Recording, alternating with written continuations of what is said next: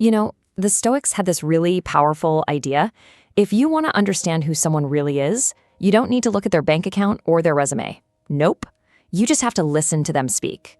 They believed our words are the truest window to our soul. So let's explore what that actually means. So let me ask you something right off the bat. If your own internal monologue, all those thoughts swirling around in your head, were suddenly broadcast for the whole world to hear, what would people learn about you? Would they hear strength or weakness, curiosity or arrogance? It's a pretty revealing thought, isn't it? Because that's the absolute core of what we're diving into here.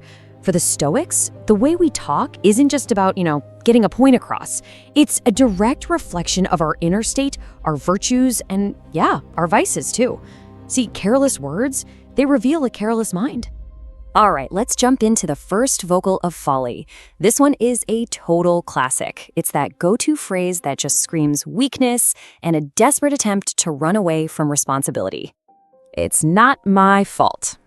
We've all heard this one. You hear it when someone's late and blames the traffic, or when a project fails and the first instinct is to point fingers. It's not a moment for, what could I have done differently? It's just an immediate, knee-jerk accusation blaming anyone or anything to avoid taking a hard look in the mirror. And this really lays out the two paths, right? You've got the fool's path of blame, which always leaves you feeling weak and powerless, like you're just a victim of whatever happens.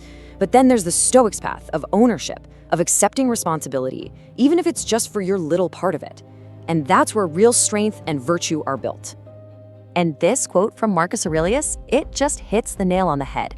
He's reminding us that, hey, you can't control the world around you, but you absolutely can control how you respond to it.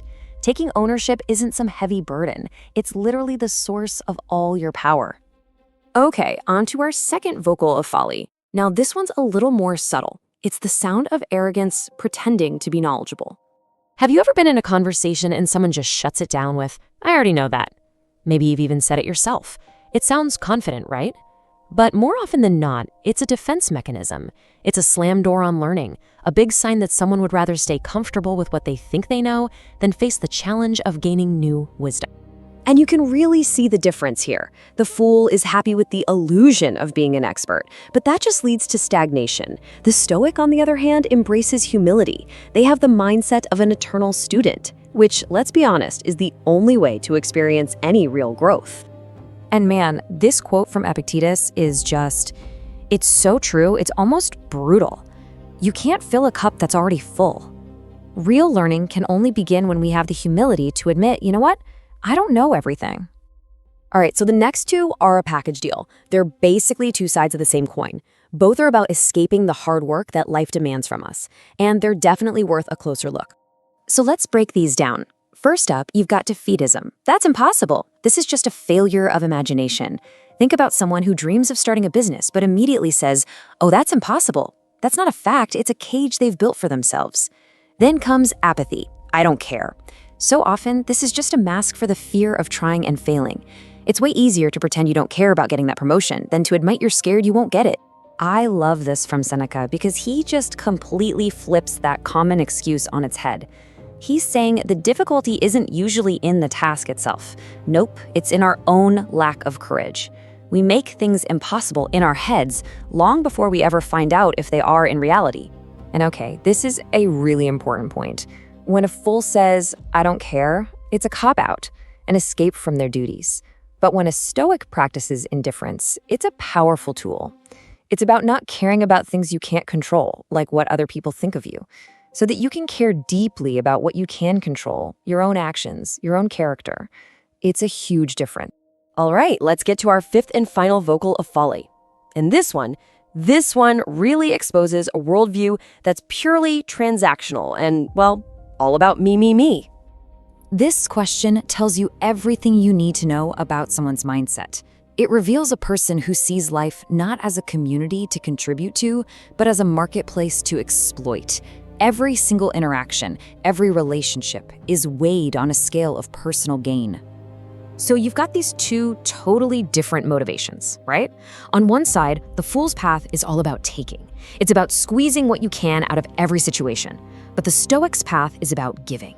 It's about understanding we're all part of a larger community and our real purpose is to contribute to it. And wow, what a perfect analogy from Marcus Aurelius. He saw that our own individual well-being is completely tied up with the well-being of the whole group. A life focused only on what you can get for yourself ultimately ends up harming you too. So as we start to wrap things up here, the message from the Stoics is just crystal clear, isn't it? Our words aren't just empty sounds floating in the air. They're the actual architects of our character. They're predictors of our destiny. So think of this as a kind of checklist for your own speech, a way to turn these warnings into positive actions. So instead of blame, choose ownership. Instead of arrogance, choose humility. Go out and challenge what seems impossible, care deeply about your duties, and always look for ways to contribute.